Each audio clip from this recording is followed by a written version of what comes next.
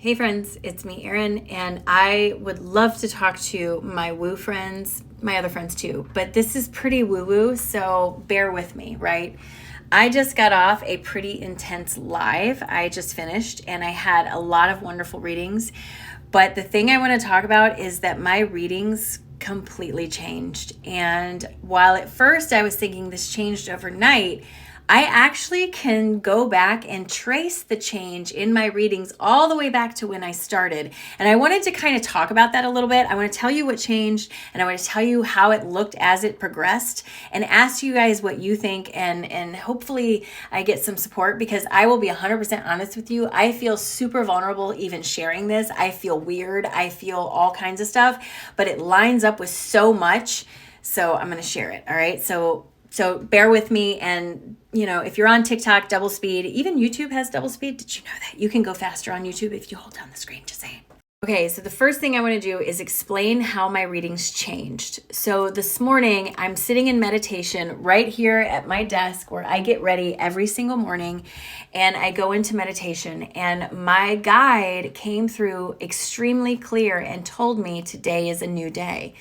And I kind of thought, well, what does that mean? And she came forward and said, you've been building up to this. And now when you connect to people's energy, instead of just seeing random images, you are seeing a version of another life experience that they are having.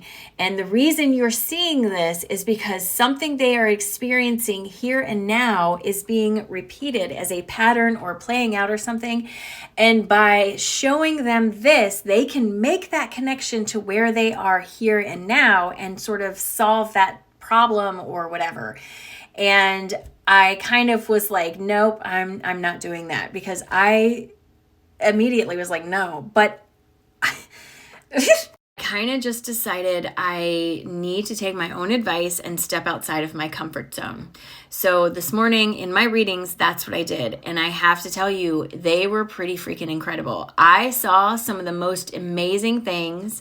I felt things, I saw things, I smelled things, and I feel like the cards that I pulled right after lined up almost every single time perfectly with a message or a lesson coming from the images that I was receiving.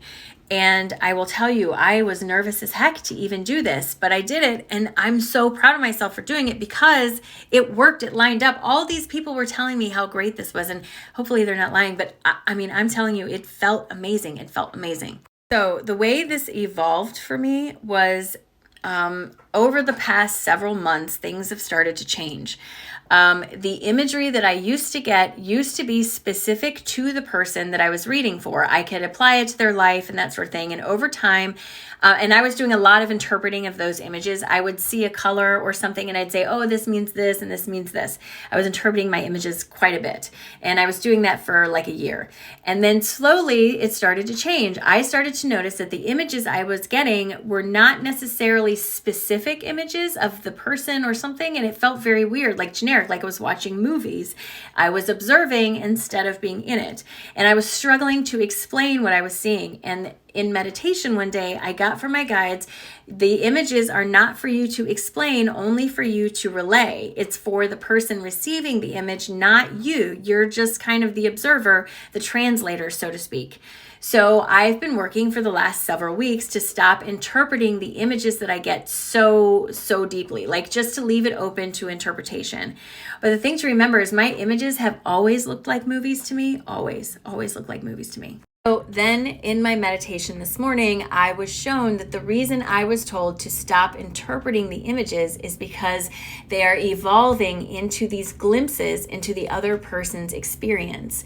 And I'm not here to interpret it. I'm here to tell them that experience so they can find the correlation and the repeated pattern of behavior. That gives them the power to make the change and empowers them. And I was super excited about that. So yes, I started doing that. But here's something I was also told that is really important to remember whenever I do this. So I'm going to share that with you because I think it applies to any past, present, future life experience. So I'm going to share that with you too. I was very much reminded that time is not linear and that your higher self is not the same vibration as your physical self, meaning you cannot get caught up in the time period that I'm seeing, the gender of the person, the role the person's playing, unless, it feels important.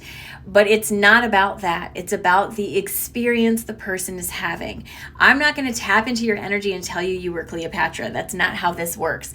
I'm going to tap into your energy, and probably 99.9% of them are going to be very mundane things, but they have a meaning underneath. There's some pattern of behavior or thought pattern that needs to be acknowledged and changed so that you can move forward where you are.